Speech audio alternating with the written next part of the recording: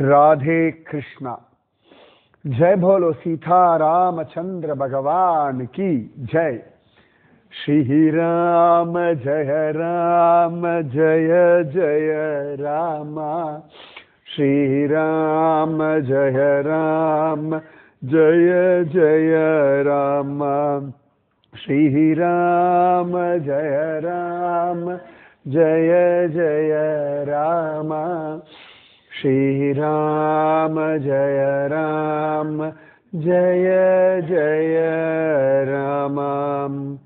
जय बोलो सीता रामचंद्र भगवान की जय।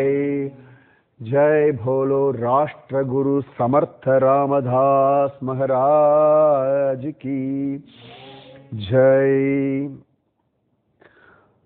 அழகான சமர்த்த ராமதாசருடைய சரித்திரம். அதுவும் இன்னைக்கு ஹனுமத் ஜெயந்தி. இந்த ஹனுமத் ஜெயந்தி என்னை பொறுத்த வரைக்கும் ரொம்ப விசேஷம். இந்த மார்கழி மூல ஹனுமத் ஜெயந்தி. ஏன்னா சரியா இன்னும் ஒரு 11 நாள்ல ராம ஜென்ம பூமியில ராமச்சந்திரமூர்த்தியினுடைய அழகான, சரியா சொன்னா அவனுடைய அரண்மனை, ராமனுடைய பிரவேசம், அப்படி கிரக பிரவேசம்ன்ற மாதிரி ராமனுடைய பட்டண பிரவேசம், அயோத்தியா பிரவேசம் 5 நூற்றாண்டுகள் கழிச்சு. எப்பொழுதுமே ராமன் வரத்துக்கு முன்னாடி ராமதூதன், ராமதாசன், ராமசேவகன் வந்துதானே ஆகணும். ஒரு பெரிய விவிஐபி எல்லாம் வரா அப்படின்னா அவர்களுக்கு முன்னாடி அவருடைய பர்சனல் செக்ரட்டரி வந்து எல்லாத்தையும் பார்த்துட்டு ரைட் அப்படின்னு சொல்லுவார்கள். இன்னைக்கும் பார்க்கலாம். பெருமாள் கோவில் எல்லாம் உற்சவம் அப்படின்னு ஆரம்பிக்கிறதுக்கு முன்னாடி நாள் பெருமாள் திருவீதி உலாலாம் வரப்போறார் அப்படின்னா விஸ்வக்சேனர் முதல்ல பெருமாள் போற வழியில வந்து அப்படி ஒரு உற்சவம் மாதிரி நடக்கும். எதுக்குன்னா வழியில எங்கேயாவது எல்லாம் சரியா இருக்கா, ஊரெல்லாம் சரியா இருக்கா, பகவான் வரத்துக்கு சரியா இருக்கான்னு செக் பண்ணுவார். கிராமத்துல இருக்க ஜனங்கள்லாம் வந்து கல்லு முள்ளு இருக்கான்னு பாக்குறதுக்காக வரார் அப்படின்னு சொல்லி கலோக்கியலா சொல்லுவா. அதுல இன்னும் அம்பழகா சொல்லுவா, முள்ளு பொறுக்கு சாமி வருது அப்படின்வா. விஸ்வக்சேனரை முள்ளு பொறுக்கு சாமி எதுக்குடான்னா சாமி வர்றதுக்கு முன்னாடி ரோடெல்லாம் சரியா இருக்கான்னு செக் பண்ணிட்டு போறதுக்காக வராது. அடுத்த நாள் பெருமாள் திருவீதி உலா வருவார். அந்த மாதிரி அகிலாண்ட கோடி பிரம்மாண்ட நாயகன் ராஜாதிராஜன் சக்கரவர்த்தி திருமகன் ராமராயா வரத்துக்கு முன்னாடி ஆஞ்சநேய சுவாமி வந்துதானே ஆகணும். அது நிஜமா நமக்கு ஒரு பெரிய பாக்கியம். என்னன்னா ரொம்ப அழகா அந்த மக்கர சங்கராந்தி முடிஞ்சோன்னு உத்தராயணம், இந்த உத்தராயண புண்ணிய காலம்ன்றது நம்ம பீஷ்மர் முதற்கொண்டு எல்லாரும் காத்துட்டு இருக்கக்கூடிய ஒரு காலகட்டம். குழந்தைகளுக்கு பூணல் போடுறது எல்லாமே இந்த உத்தராயண புண்ணிய காலத்துல தான் பண்ணுவார்கள். அப்ப அழகா அந்த உத்தராயண புண்ணிய காலத்துல அது மத்தியான சமயம்தான் கும்பாபிஷேகம், அபிஜித் முகூர்த்தம். இந்த 12 சமயம்தான் ராமச்சந்திரமூர்த்தியினுடைய அவதார சமயம். அதனால அதுக்கு முன்னாடி அழகா நம்முடைய ஹனுமான், அவருடைய ஹனும ஜெயந்தி. அடுத்த வருஷமெல்லாம் ராமன் அயோத்தியாவுக்கு வந்த பிறகு ஹனும ஜெயந்தி, அது இன்னும் விசேஷம். இந்த ஹனும ஜெயந்தி அழகான விசேஷம், சரியான அழகான தொடக்கம் 2024. அந்த ஹனுமானுடைய அவதாரம் சமர்த்த ராமதாசர். சில இடங்கள்ல தமிழ்நாட்டில் இருக்கக்கூடிய பக்த விஜய புஸ்தகங்கள் எல்லாத்துலேயும் பொதுவாக எழுதக்கூடிய ஒரு விஷயம், அவர் பிறக்கும் பொழுது சின்ன வாளோட பிறந்தார், ஒரு ஸ்திதியில அந்த வாள் கீழே விழுந்தது, அதனாலே ஒரு ஆஞ்சநேய ஸ்வரூபம் தான் அப்படின்னு பொதுவாகவே எழுதுவார்கள். அவருடைய சின்ன வயசு லீலையெல்லாம் பார்த்தோம்னா இவர், மத்வாச்சாரியார் இவர்கள்லாம் கொஞ்சம் அசாத்தியமான தேகபலத்தோட இருந்தார்கள் அப்படின்னு காண கிடைக்கிறது. இன்னைக்கும் மத்வாச்சாரியார் வந்து வாயு புத்திரனா தான் சொல்றது உண்டு, முக்கிய பிராணா அப்படின்னு மத்வ சம்பிரதாயத்தை சொல்லுவார்கள். அதே மாதிரிதான் நம்ம சமர்த்த ராமதாசரும் இருந்தார். ராம விஷயத்துல அப்படி ஒரு பக்தி ஸ்ரத்தை. சமர்த்த ராமதாசர் முக்கியமா தேச பக்தி. இந்த அகண்ட பாரதத்தை அவ்வளவு ரசிச்சிருக்கார், அவ்வளவு தியானிச்சிருக்கார். இந்த தேசம் எப்படி இப்படி இருக்கலாம், அதுதான் அவரோட கேள்வியே. ராமராயா, இது உன்னுடைய தேசம், நீ வாழ்ந்த தேசம், நீ லீல பண்ற தேசம் அப்படின்னு இந்த நினைப்பிலே தான் ஹனுமார் கோவில் கட்டுறதா இருக்கட்டும், மடம் ஸ்தாபிதம் பண்ணதா இருக்கட்டும், காஷ்மீர்ல இருந்து கன்னியாகுமரி வரைக்கும் அவர் யாத்திரை பண்ணதா இருக்கட்டும், எல்லாமே இந்த தேசம், இங்க வாழ்ந்த ராமன், கிருஷ்ணன், பரசுராமன், அவதார லீலைகள், மகாத்மாக்களுடைய விஷயங்கள், இதுதான் அவருக்கு ஒரு பெரிய இன்ஸ்பிரேஷன். நிஜமாவே இந்த சமயத்தில் நம்ம சமர்த்த ராமதாஸ் விஷயங்கள் நிறைய நம்ம குழந்தைகளுக்கு சொல்லணும். ஏன்னா physically fit, mentally fit, emotionally fit, devotionally fit, எல்லாத்துலேயும் இந்த ஃபிட்னஸ் சர்டிஃபிகேட் சொல்லுவா. சாதாரணமாக சில விஷயங்கள்லாம் இந்த ஃபிட்னஸ் வேணும், ஃபிட்னஸ் சர்டிஃபிகேட்னு சொல்லுவா. அந்த மாதிரி எல்லா விஷயத்துலையும் அந்த fitness, mental fitness, emotional fitness, devotional fitness, எல்லாத்துலேயும் அந்த ஃபிட்னஸோடு இருந்தவர் சமர்த்த ராமதாசர். அழகா துல்ஜா பவானி அவளையும் தரிசனம் பண்ணிட்டு, அவளுக்கும் ஒரு அழகான ஆரத்தி எல்லாம் பாடிட்டு, அதுலேயும் தன்னுடைய சிஷ்யன் நரஹரி பேரையும் சேர்த்துட்டு அழகா அங்கிருந்து அவர் நேர பண்டரீபுரம் வரார்.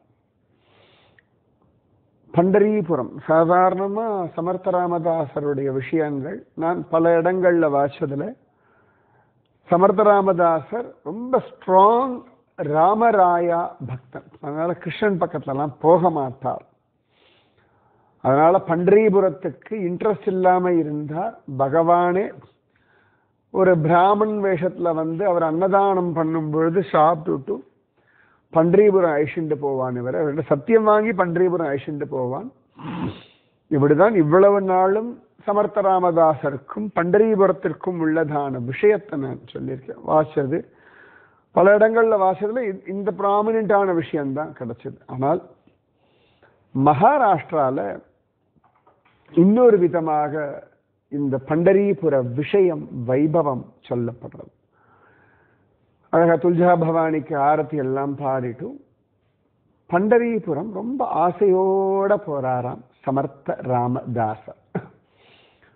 அவருக்கு பண்டரீபுரத்துல பாண்டரங்கன் மேல ரொம்ப மரியாதை. ஏன்னு கேட்டா ஏக்நாத் மகாராஜ், ஞானேஸ்வர், நாம்தேவ் மகாராஜ், இவர்களுக்கு எல்லாருக்கும் பாண்டரங்கன்னா ரொம்ப பிரீத்தி. பெரிய பக்த கோஷ்டி பாண்டரங்கனுக்கு. அதனால பாண்டுரங்க பக்த விஜயம். அங்க பாண்டரங்க விஜயம்னு யாரும் சொல்ல மாட்டேங்கிறோமே, விட்டல விஜயம்னு சொல்ல வேண்டாமா? பண்டரீபுரம் பாண்டரங்க விஷயம்னா பக்த விஜயம். சரியா? பகவான் பக்தவத்சலன், பக்தர்களுடைய ஜெயம் தான் அவனுக்கு பெருமை. இப்ப நமக்கு ரொம்ப பிடிச்சவா இருக்கான்னா அவளுடைய வெற்றி தானே நமக்கு ஆனந்தம்.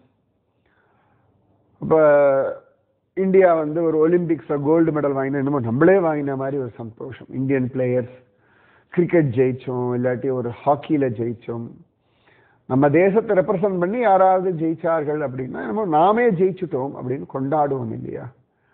குழந்தைகள் ஜெயிச்சாச்சுன்னா அப்பா அம்மாவுக்கு ஆனந்தம் இல்லையா?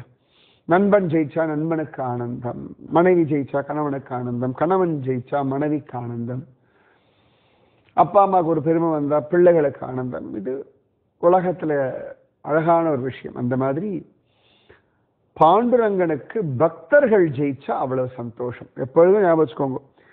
இப்ப நமக்கெல்லாம் ஒரு வெற்றி கிடைச்சாச்சு, ஒரு சக்சஸ் கிடைச்சாச்சுன்னா ஃபர்ஸ்ட் செலிப்ரேட் பண்றது சுவாமி தான்.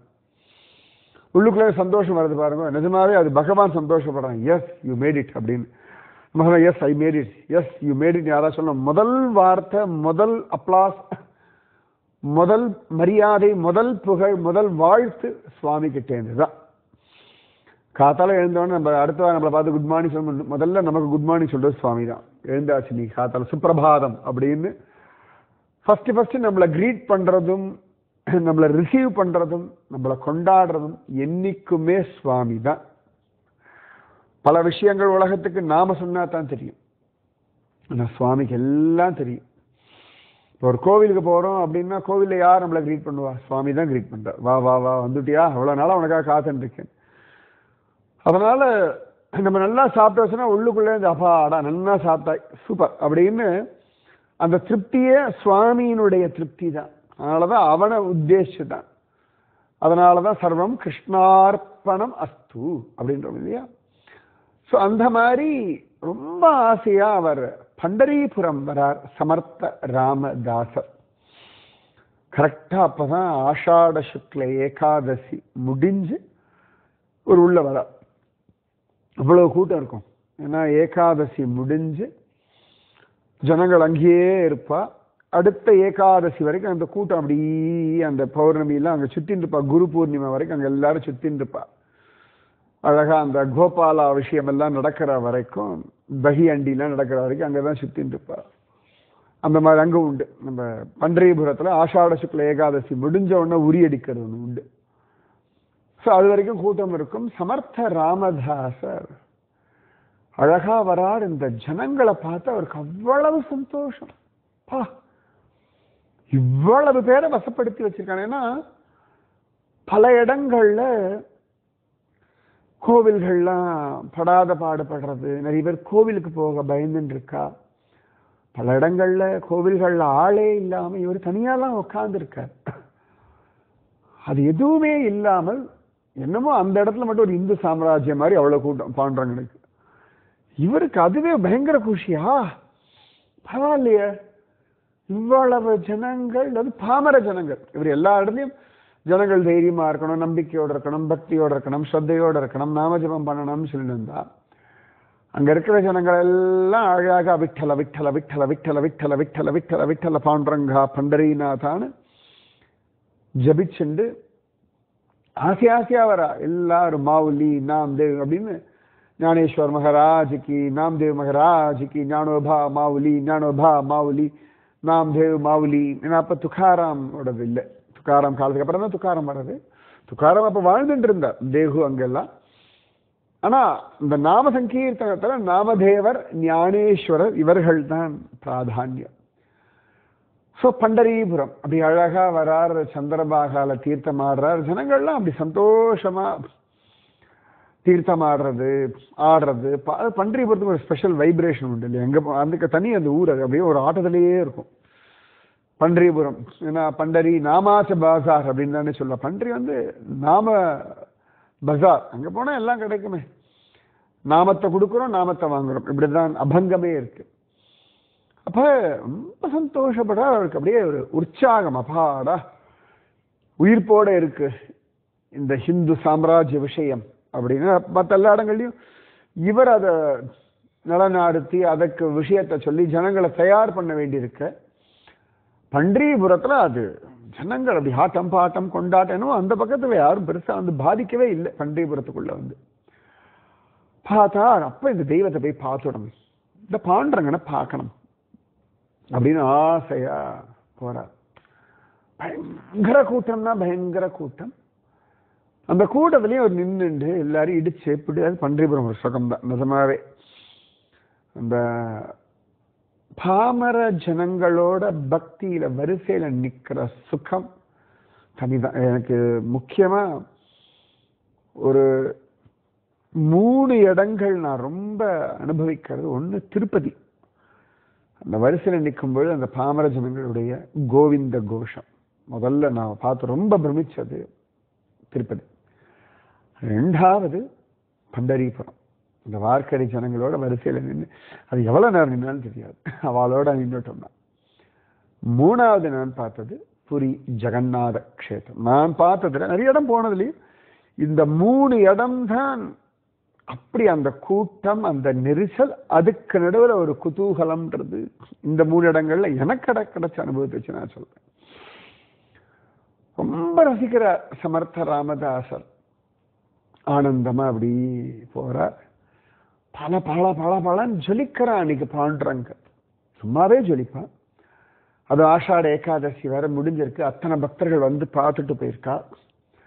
அவ்வளவு குஷியா இருக்கான் சுவாமி. பகவானுடைய ஆனந்தம் எல்லாம் பக்தர்களுடைய ஆனந்தத்தை உத்தேசித்தானே. இப்ப குழந்தைகள் வீட்டுல சந்தோஷமா இருந்தா அப்பா அம்மா சந்தோஷமா இருப்போம் இல்லையா? அப்பா அம்மா சந்தோஷமா இருந்தா குழந்தைகள் சந்தோஷமா இருப்பா. இப்ப அப்பா அம்மா டென்ஷனா இருக்கா, கோபமா இருக்கா, உருன்னு இருந்தா குழந்தைகள் ஒரே உருன்னு டல்லா இருப்பா இல்லையா? அதேதான் நம்முடைய மனசு சுவாமி அதை அப்படியே ஆனந்தமா கொண்டாடுறார்.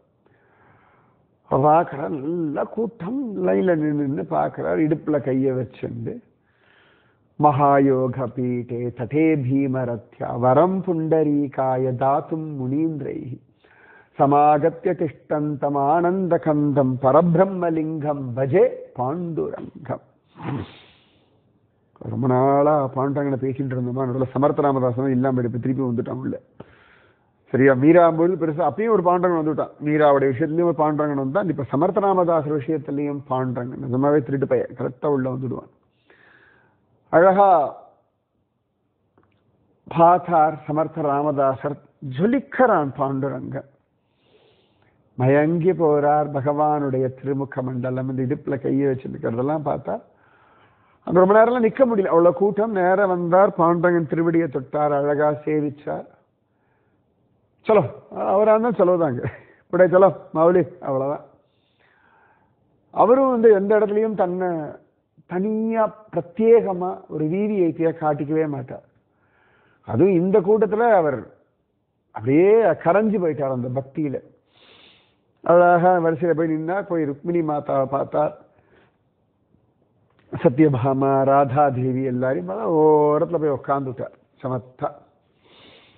அப்படி இந்த ஜனங்கள் அவளுடைய ஆட்டம் பாட்டம், அவெல்லாம் அந்த தட்டாமாலை 2 கையை சேர்த்துனது பகுடி சுத்துறதெல்லாம் பார்த்தார். அவள் எவ்வளவு அழகா கொண்டாடுறா. அவருக்கு இருந்தாலும் பாண்டரங்கனை பார்த்து கொஞ்ச தூரம் அவன் எதிர்க்க நின்று பேசணும்னு அவருக்கு ஆசை.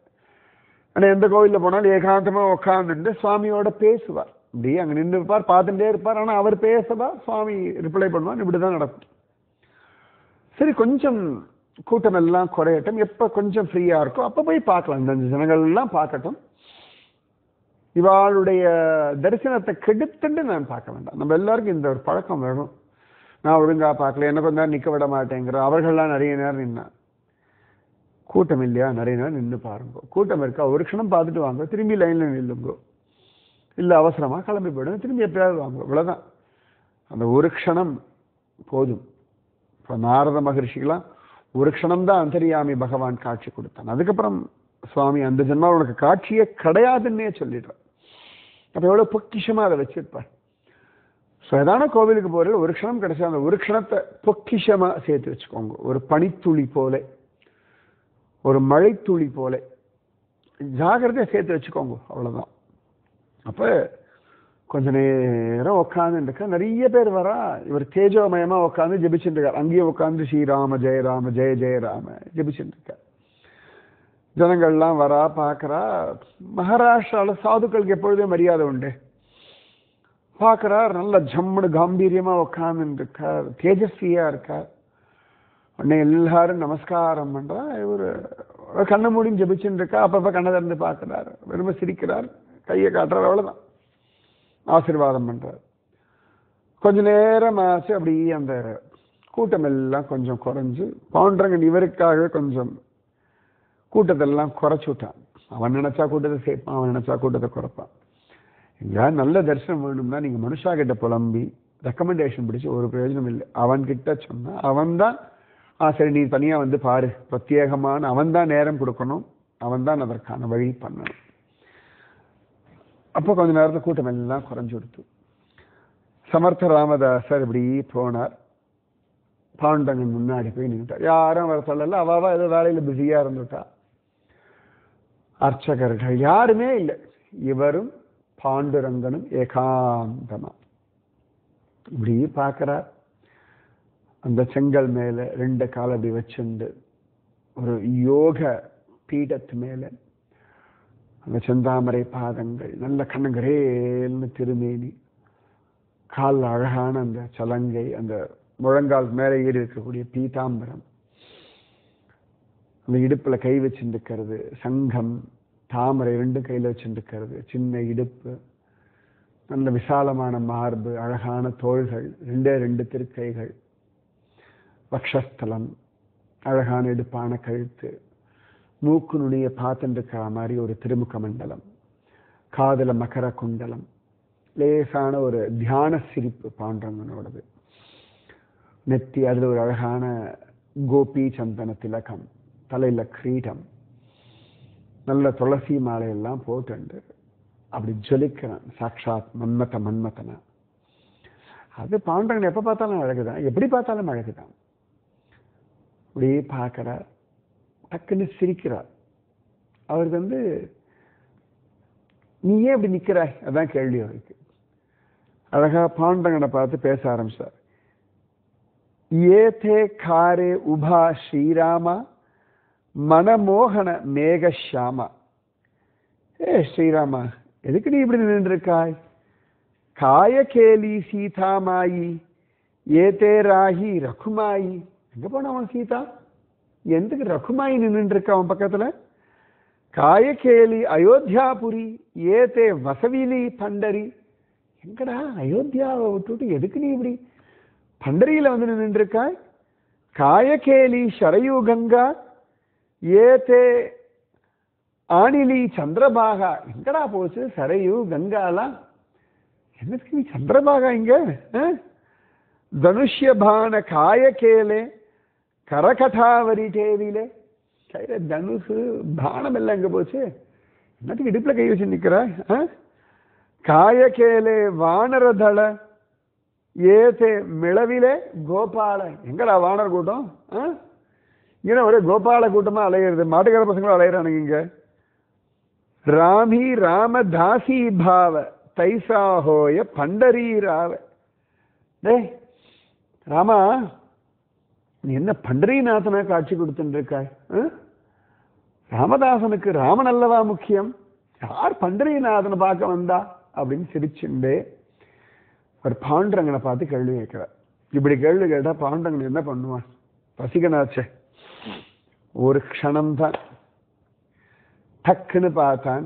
இந்த சங்கு தாமரை எல்லாம் தூக்கி போட்டுட்டான். கையில கோதண்டம் எடுத்துட்டான், ஒரு கையில அம்பு வச்சிருந்தான். தழைய தழைய பீதாம்பரம், நல்ல நவரத்ன மாலைகள். ராமராயாவாச்ச, அயோத்தியாபுரி வாசியாச்ச. ஒரு க்ஷணம் பண்டரியே அயோத்தியா மாறிடுத்து. ஒரு பக்தனுடைய பக்திக்கு அப்பேற்பட்ட பலமானா ஒரு க்ஷணம் சரையு சந்திரபாகா ஆயிட்டு. சந்திரபாகா சரையு ஆயிட்டா, சரையு சந்திரபாகா வந்தாச்சு. பண்டரி அயோத்தியா ஆயாச்சு. பாண்டுரங்கன் ராமராயன் ஆயாச்சு. ரகுமாயி சீதாமாயா ஆயாச்சு. அவ்வளவுதான். ஜெய் ஸ்ரீராம் ஜெய் ஸ்ரீராம் ஜெய் ஸ்ரீராம் ஜெய் ஸ்ரீராம் என்னமோ அயோத்தியால இருக்கிற மாதிரியே சப்தம். இவர் காதுல மட்டும் ஜெய் சியா ராமச்சந்திர பகவான் கி ஜெய் அப்படின்னு சப்தம். சாதாரணமா அங்க விட்டலா பாண்டுரங்கா இப்படிதானே சப்தம். ஜெய் சியா ராமச்சந்திர பகவான் கி ஜெய் அப்படின்னு ஆனந்தத்தை தலைக்க ஒரு க்ஷணம் இவர் கண்கள்ல கண்ணீர். ஹே ராமராயா, ஹே பாண்டுரங்கா, இந்த காருண்யம் தாங்குமாடா பிரபு? நான் கேட்டேன்னு இப்படி பண்ணிட்டியா? பார்த்துக்கோங்களேன். பண்டரி அயோத்தியாவா மாறிடுத்து, சந்திரபாகா சரைவா மாறிட்டா, ருக்குமாயி சீதாமாயியா மாறிட்டா, பாண்டரங்கன் ராமராயாவா மாறிட்டான். ஒரே ஒரு சமர்ப்பனுக்காக ஒரு திருப்தி ஆச்சு. திரும்பி எல்லாம் சரையு சந்திரபாகாவா மாறிட்டா, அயோத்தியா பண்டரியா மாறிடுத்து, சீதாமாயி ரகுமாயியா மாறிட்டா, ராமராய பாண்டரங்கனா மாறிட்டா. அவ்வளவு சந்தோஷம் சமர்த்த ராமதாசருக்கு. ஆனந்தத்தை தலைக்கிறார். அப்பா, ஏ பாண்டரங்கா, இத்தனை ஜனங்கள் உன்னிடத்துல மயங்கரான காரணம் இருக்கு. யாருக்கு என்ன பாவமும் அந்த பாவத்துக்கு தகுந்தா போல நீ மாறுறாய் சொல்லிட்டு சொல்ற. எல்லாம் நன்னா இருக்கு பாரு, பரித்ராணாய சாது நாம்லாம் பேசிட்டு இருக்காய். ஏதோ இங்க நல்லா கூட்டம் வருது, உன்னை கொண்டாடுறான்னு இப்படியே இருந்துடாத. தேசம் முழுக்க ஜனங்கள் படாத பாடுபட்டு இருக்கா. சாது சம்ரக்ஷணம் பண்ணு. இப்படி இடுப்புல கையை வச்சு நின்னால நடக்காது. நீ தனுர்பாணியா இருந்தா தான் நடக்கும். புரிஞ்சுதா? கோதண்ட பாணியா மாறணும். ராமராவண யுத்தத்துல எப்படி உக்ரமா யுத்தம் பண்ணியோ, சீதையை காப்பாத்தினையோ, அந்த மாதிரி ஒவ்வொரு குழந்தையும் இங்க சீதா போலே படாத பாடுபட்டு இருக்கா. ஏ பாண்டுரங்கா, ராமராயனா யுத்தம் பண்ணு, எல்லாரையும் காப்பாத்துன்னு பிரார்த்திச்சிருந்தார். நமக்கு பாக்கியம் இன்னைக்கு ஹனுமத் ஜெயந்திக்கு அழகா ஹனுமான் கிருஷ்ணனை பார்த்த அனுபவம். ஏன்னா ஹனுமான் அவ்வளவு அழகா துவாரகையில கிருஷ்ணனை போய் பார்த்தார் அப்படின்னு காண கிடைக்கிறது. இன்னைக்கு துவாரகையில தண்டி ஹனுமான் இருக்கா, அவர் பிள்ளையோட மகரத்வஜனோட துவாரகையில இருக்கார். இன்னைக்கும் திருவனந்தபுரத்துல கிருஷ்ணர் சந்நிதியிலிருந்து வெளில வந்தோம்னா, திருவம்பாடி கிருஷ்ணன்ல வெளில வந்து பார்த்தோம்னா, அந்த எதிர்க்க இருக்கக்கூடிய மண்டபத்து வாசல்ல பார்த்தா நடுவில் கிருஷ்ணன், ஒரு பக்கம் ஆஞ்சநேய மூர்த்தி, ஒரு பக்கம் கருடாழ்வார் இருப்பார். ரொம்ப விசேஷம். சாதாரணமா கிருஷ்ணன் பக்கத்தில் ஆஞ்சநேயர் இருக்க மாட்டார், அங்க உண்டு. அந்த மாதிரி நமக்கு இன்னைக்கு ஆஞ்சநேய ஸ்வரூபமான சமர்த்த ராமதாசர் ஹனுமத் ஜெயந்தி அன்னைக்கு பண்டரிபுரம். நமக்கு பாக்கியம். அவர் என்ன, அவர் ஆஷாட ஏகாதசி முடிஞ்சுதான் போனார். ஆனா நமக்கு இன்னைக்கு பாக்கியம். அந்த ஹனுமத் பிரபாவம் இந்த தேசம் முழுக்க ராமநாமம் எதிரொலிக்கிறது. எல்லாரும் கூடி இருந்து குளிர்வோம். மீதி விஷயம் நாளைக்கு. ராதே கிருஷ்ணா. ஸ்ரீராம ஜய ராம ஜய ஜய ராம, ஸ்ரீராம ஜய ராம ஜய ஜய ராம, ஸ்ரீராம ஜய ராம ஜய ஜய ராம, ஸ்ரீராம ஜய ராம ஜய ஜய ராம. जय भोलो सीता रामचंद्र भगवान की जय. जय भोलो पंडरीनाथ महाराज की जय. जय भोलो राष्ट्रगुरु समर्थ रामदास महाराज की जय. जय भोलो वीर धीर सूर आंजनेय स्वामी की जय. राधे कृष्णा.